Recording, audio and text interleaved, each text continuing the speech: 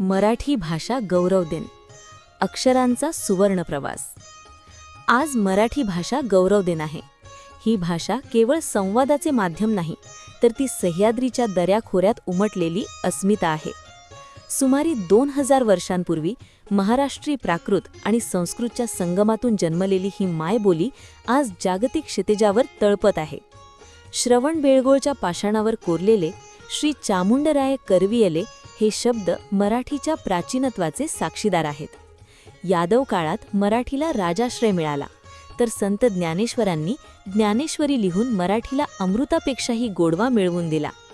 चक्रधर स्वामींच्या महानुभाव साहित्याने मराठीचा पाया भक्कम केला।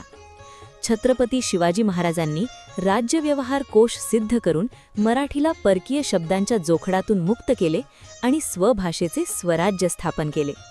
कुसुमाग्रज, खांडेकर आणि पु ल देशपांडे यांसारख्या सारस्वतांनी मराठी साहित्याला जागतिक उंचीवर नेऊन ठेवले।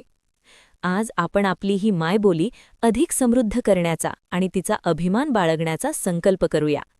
लाभले आम्हास भाग्य बोलतो मराठी, जाहलो खरेच धन्य ऐकतो मराठी।